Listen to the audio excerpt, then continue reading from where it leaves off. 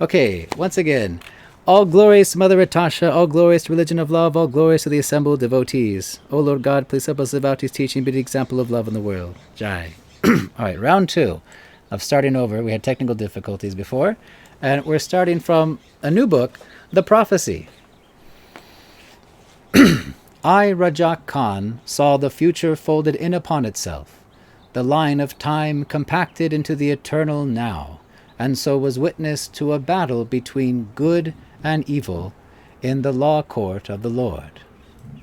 In a vast room lit by rows of heavy hanging lamps, of gleaming wood-paneled walls and polished marble floors, I saw sitting in the front row of the courtroom the devotees of God, they who live and give God's message of the religion of love out into the world. And sat behind them a row of angels, beings brighter than light, and with them the archangel Michael. I saw tier upon tier of balconies filled with spectators, all the continents, countries, cultures, castes, and classes of the world being represented. Yet in the midst of such splendor was a tragedy, for I saw the Master, bound hand and foot by heavy iron chains, standing before the judge, accursed, accused, and brought to trial. And the judge, a man of wisdom, of justice, and of truth, learned not only in man-made law, but also in God's given law, looked down upon the prisoner with pity, asking of the Grand Inquisitor, he who was being paid by the powerful to prosecute her, "Is this prisoner so dangerous she must be bound in iron chains?" And the Grand Inquisitor answered emphatically, "Yes, for if she were ever allowed to escape, she and the religion of love could easily destroy the world as we know it." At this, the Master turned on the Grand Inquisitor and said, "And what is the world as we know it? A place where the few exploit the many, where insatiable greed is bankrupting nations, where progress poisons, producing undrinkable water, inedible food, unbreathable air, where war is made not for peace but for profit, and religion, which God gives to bless us, is used to curse us." And turning back to the people, she spoke of the prophecy that in our time the world as we now know it will end, saying, "Yes, the world as we now know it will end, not with destruction, as is feared, but with love. For those who have the eyes to see," she said, "a sign is given you of the coming of the spiritual revolution, for already are the people coming to the streets and squares in peace, and corrupt regimes fall. A new consciousness is being born in the heart of man." Now her words so angered the Grand Inquisitor that with murderous intent he determined to discredit her in the eyes of the people, and so destroy the religion of love. And he began by making mock of her, saying, "The powers that be have armies of millions, and massive weapons of destruction, and you," he sneered, "who have nothing, speak of revolution?" And he badgered her with his asking, and his questions were all of how much and how many. And to all she would simply say, "What counts cannot be counted." Then he went further, holding up a book of the religion of love. "Do you think," he asked, "a book so small can be of any consequence?" Then she, comparing the books of the religion of love to seed, said, "From a small seed a giant banyan tree does grow, so too the books of the religion of love." Okay. So, this book as you guys have noticed, is a little different than all the other books in the religion of love. Everything in this book has happened, is happening, and will happen. And this particular book, which is kind of like a vision or a dream in which the teachings are conveyed, is exactly that. It's like a vision and of Rajak or Mother Ratasha, but the teachings therein are applicable, and rightly so, are going to happen, and already have happened. Has Mother Ratasha been under criticism, has been accused, has been under attack? Just as many devotees of God throughout time, this has been the lot of one who has taken to spiritual life, to live for the spirit and not for the material. So this is the drama we see unfolded, a battle between good and evil in the law court of the Lord. And we see some angels who are sitting behind the devotees of the religion of love, and the Archangel Michael is mentioned. And if you are unfamiliar with the Archangel Michael, he's often regarded as the protector of the faithful. And he's mentioned in the Tanakh, the Old Testament, where he helps out Daniel the prophet. And in the Bible, he's mentioned in Jude, where he fights demons in Revelation. And in the Quran, he's also mentioned. And here in the religion of love, he's here to help out Mother Ratasha. And by the way, these angels, what are angels? This is something I've been curious about too. Angels are simply servants of God, but with celestial bodies different than our bodies. That's it. They're spirit souls, just like every other individual spirit soul, servant of God. They just have a body different than our body. Some people have, human body, dog body, fly body, tree body, or angel body. It's just different bodies in which the spirit soul is inhabiting, in which giving life and consciousness to such a form in this material world. But of course the angels, they're not greater or lesser than any one of us. Every single soul is a beloved lover of God, is eternal, conscious and individual, and of the same quality, the same spiritual quality of eternality, knowledge and bliss. But their present bodies are quite celestial and quite wonderful. In the Vedic scriptures, they don't use the word angels so much, they use the word devas, which is translated as demigods, who have celestial bodies, who live on, upper planetary systems in the universe. But they all have the same role. They're all servants of the one Lord. And I saw tier upon tier of balconies filled with spectators, all the continents, countries, cultures, castes, and classes of the world being represented. So everybody's represented watching this scene unfold.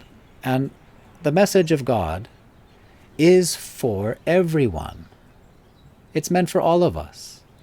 And when the message of God is distorted, is twisted, is subverted, and the message is corrupted or altered, that too also affects all of us. So everyone's represented here, watching this battle of good and evil. In the midst there was a tragedy, the spiritual master bound hand and foot by heavy iron chains, accursed, accused, and brought to trial. In the book A Spiritual Revolution, the second book of the Religion of Love, it says, when Mother Ratasha is giving initiation to the devotees, "On this day are you truly born anew, for by giving your life to God you gain life eternal and abundant. But consider carefully, for the life you are choosing is very dangerous. There will be times and places where you speak this message, and people will hate you for it. Your friends and even your family may desert you. You will be defamed and lied about, for surely they will try to injure and stop you. There will indeed be great danger." Even Jesus warned. He said, "I come not bearing peace, I come bearing a sword, to cut the ties between father and son, mother and daughter." Of course, he's not mentioning to break up families, but he's saying as a warning that when you live life not for the world, not for your own pleasure, but you live according to the commandments of God, which is essentially going against the grain of society, more or less, you're going to probably run into some troubles. And Mother Tasha said, if you don't come across any obstacles or challenges in your spiritual life, you're probably not doing it right. So, there will be great danger. It's possible. Not everyone experiences this. Of course not. But it is very possible. Especially if you're very favored by God, then you probably have a lot of troubles. And of course, just to balance it out, she also says in the book of Spiritual Revolution, at other times and places, people will greet you with flowers and give you the highest seat. Great wealth and fortune will be at your command, and the people will honor you. Here indeed will be an even greater danger. Yes, that is the greater danger, because, sticks and stones may hurt my bones, right? But to be puffed up and prideful, to be hankering for worldly desires and thinking they are the goal of life, then you could really fall down in your spiritual life, which has been the lot of many. And the judge, a man of wisdom, of justice, and of truth, learned not only in man-made law, but also in God's given law. Yes, there's a difference between God's law and man's law. Of course, man's law can change quite a bit here and there. God's given law, that is eternal. And of course, scriptures do have time and place. They do have various circumstances that are specific to particular cultures, languages, nations, periods in history, of course. But the heart of God's message, the heart of God's law, is all meant to bring us to love. And that never changes. And he looks down upon the prisoner with pity, saying, does she need to be put in these iron chains? So dangerous? And the inquisitor is like, yes, if she was allowed to escape, the religion of love could easily destroy the world as we know it. And the master turned on the Grand Inquisitor and said, and what is the world as we know it? Now, we're speaking about the material world, mind you. This world that we experience here, with our own eyes, with our own bodies, how we interact with all the people and places of this world. This is the world as we know it, as we experience in our present bodies. And what is this world? A place where the few exploit the many. Yes, we see plenty of corruption, plenty of people trying to squeeze some pleasure out of someone else, trying to squeeze them for their money, squeeze them for their possessions, their land, whatever. Exploitation. Where insatiable greed is bankrupting nations. Greed and material desires burn like fire. They are insatiable. They are never satisfied. You can get the thing you're hankering after, whatever it is, that goal, that paycheck, that whatever, that title, and once you receive it, you'll be satisfied for some time, but eventually you'll want more. You'll need more. And in this world, in materialistic, worldly consciousness, we often,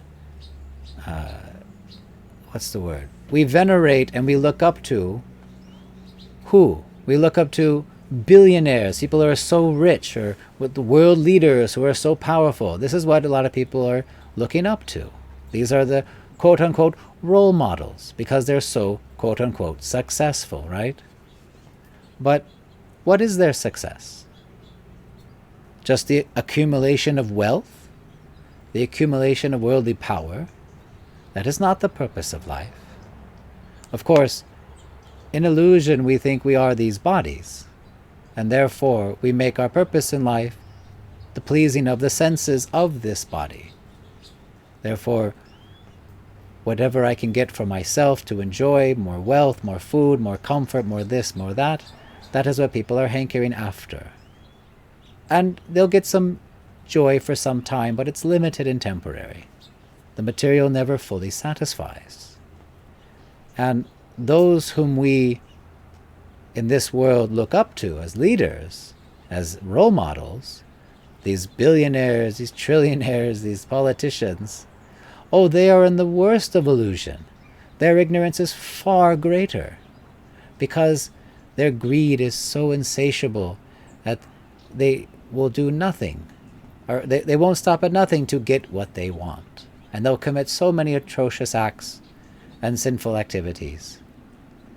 You cannot be a billionaire and not at the same time be a thief.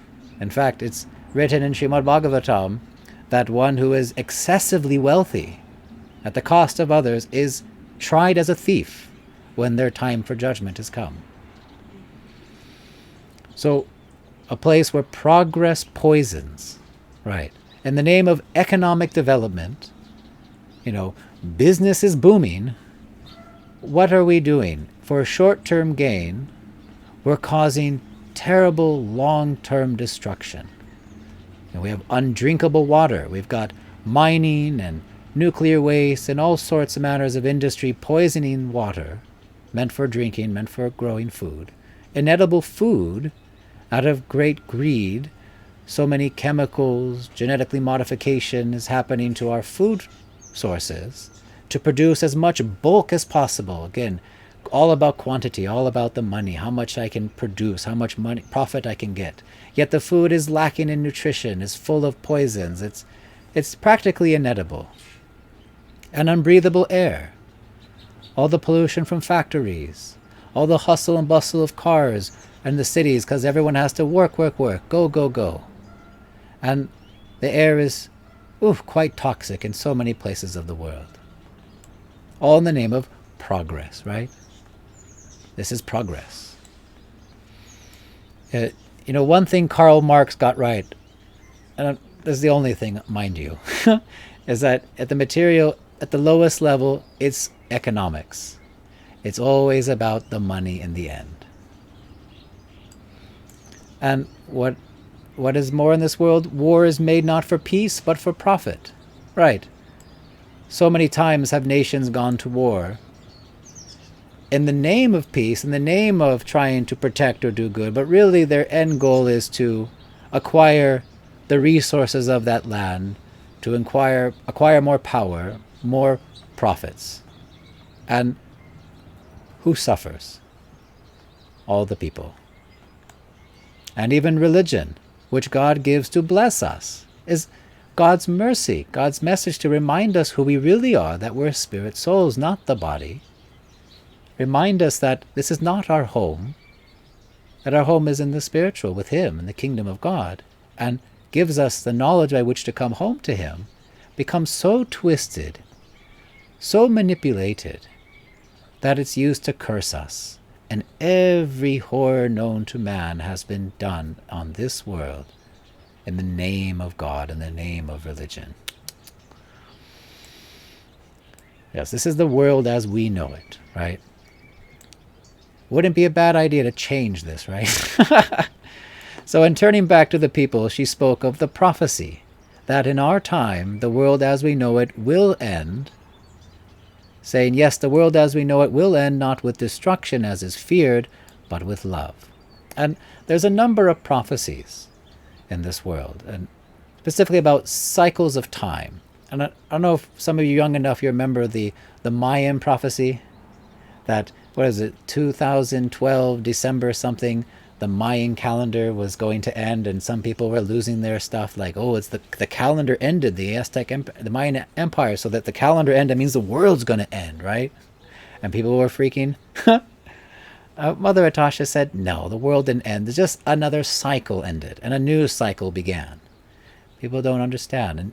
And just like how we've mentioned in many classes, that this whole universe goes through cycles, seasons of time, which influence the consciousness, the energy of the world, the 4 yugas. And right now we're in that Kali Yuga, right? The most degraded age. Well, even in the Kali Yuga and all these yugas, there's cycles within cycles that signify significant changes or events that are transpiring or things that are happening within the heart of mankind. And the Mayan calendar ending, or these cycles within Kali Yuga, for example, they're not signifying the end of the world, but the end of the worldly consciousness within man. If you have but the eyes to see and desire the spiritual. Now, this spiritual revolution doesn't happen for everybody, but only those who choose it. But for those who do choose it, this is a wonderful time to take up spiritual life and become again spiritually realized. And there are signs of these changings of time that are happening right now in our life that we can witness. Symptoms of the change of consciousness. She said, a sign is given you, so for those who have the eyes to see, of the coming of the spiritual revolution. For already are the people coming to the streets and squares in peace, and corrupt regimes fall.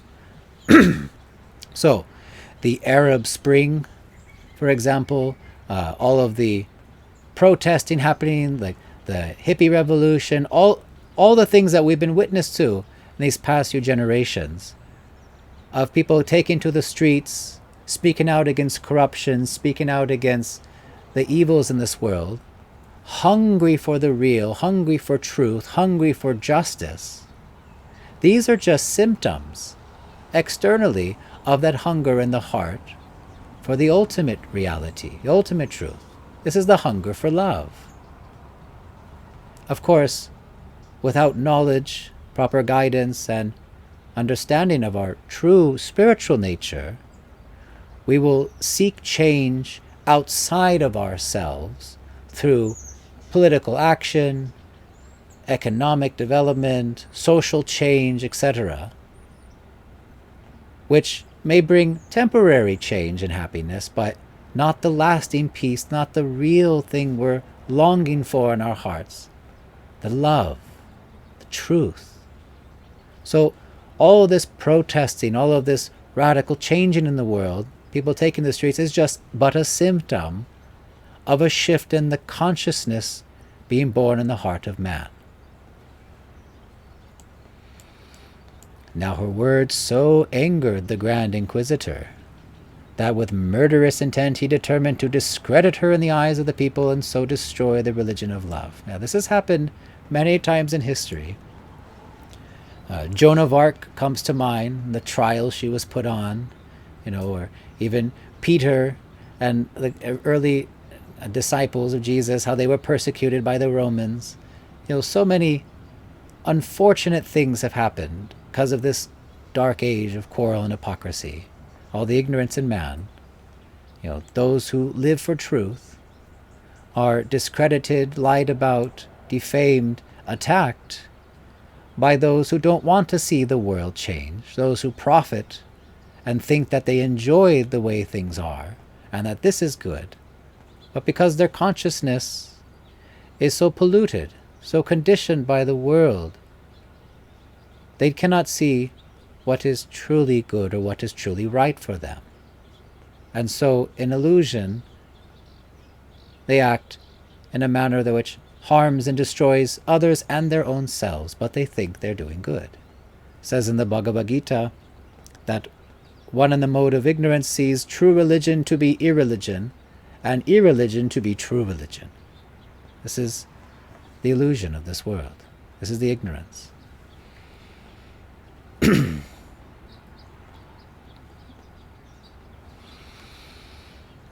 And another quote from the Religion of Love book. She says, the sufferings of man will only be solved by a spiritual revolution, for nothing will change until the heart of man is changed. That's what it's all about, changing of our heart, coming to love. And it's not an external thing. When we speak of revolution, if you remember a couple classes back in the book Rebel, she says, fight, rebel, make a revolution. A revolution, I asked, taken aback, how is that possible? I am but one alone, having neither bombs nor guns. Guns and bombs, she scoffed, will never make the world a better place. In the past, they have usually only replaced a bad thing for something worse. No, she says, I speak of a real revolution. And the way this spiritual revolution works isn't through big propaganda campaigns or big rallies and protests. It happens one person at a time in their own heart, choosing to come to love and doing the work to purify their own self. And then, by their own light shining through, inspire another, who inspires another. Like one candle can light many little candles. This is the real revolution, but it starts in your own heart. It starts by you radically changing your own consciousness, not living for the world and the illusion, but seeking to shatter and break that illusion with the light of knowledge, and engaging in devotional service, spiritual practices which purify our consciousness, our heart and mind, so that we act out of love in our real natural state, the state of the spirit soul, and thus inspire others. But this guy doesn't get it, the inquisitor, and he says, the powers that be have armies of millions, massive weapons of destructions.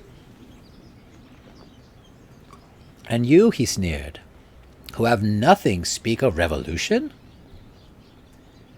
And he badgered her with his asking, and his questions were all of how much and how many. How much and how many. In the Vedic scriptures, the illusory energy of this world is called Maya.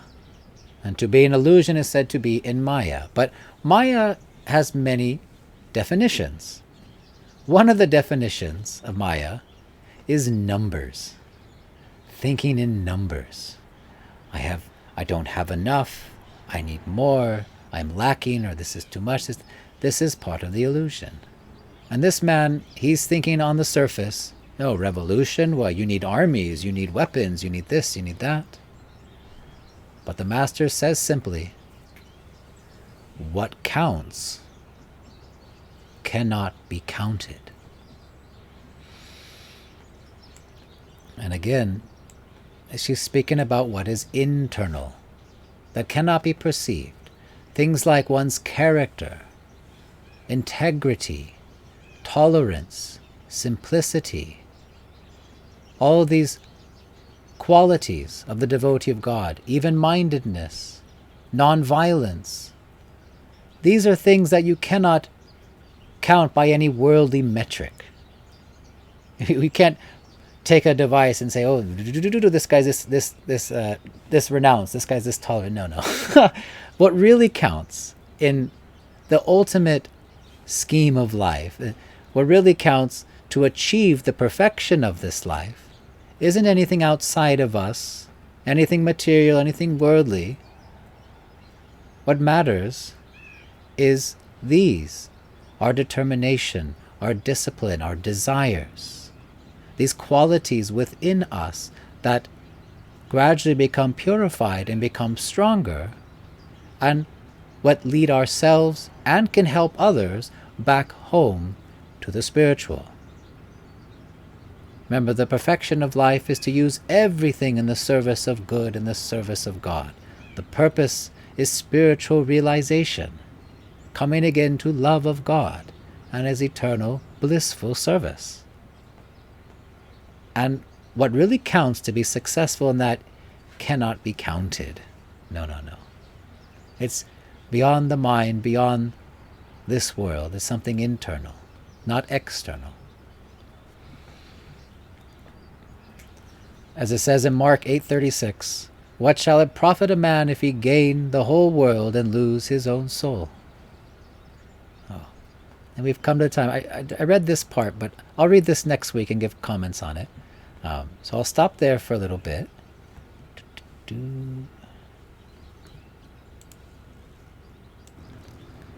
Okay. So does anyone have any questions related to the class?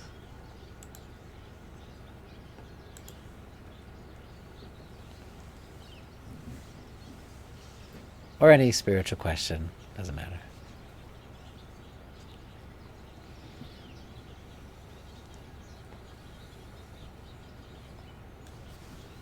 Sure hope this thing's recording properly.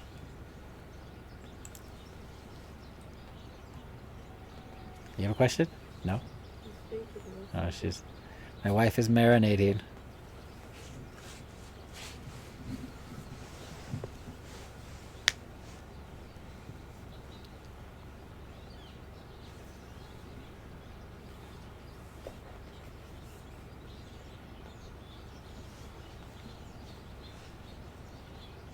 You know, this class is a little different. Kind of reminiscent of the book Revelation from the Bible, which is the most far out and misunderstood book of the entire Bible. But it's this prophecy, this vision that has taken place. Next week we're going to go into some of the things in which this inquisitor is doing to discredit the message, the messenger, which things that have happened in the past, things that will happen in the future. But we'll get to that next week. Basically a prophecy of, what's going to happen. So be mindful, and let's call all this out before it happens really bad, and say we already went over this. Basically, God's a little preemptive this time. Getting ready for it, and we've already seen plenty of this, mind you. Oh my goodness! Remember, I said before, Mother Natasha, she was on Al Qaeda and the Taliban's hit list. And they came after her, but they never succeeded. They said lots of terrible, nonsense, false things, but she was fearless and just stood in the truth. She could say nothing else but the truth. Are you guys all good? No questions? Nothing? No comments? The homie over here is good? He's good.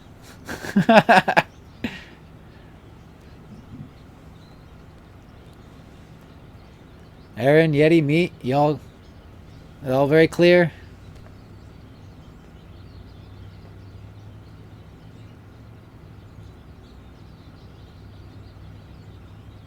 Yeah, I'm all good.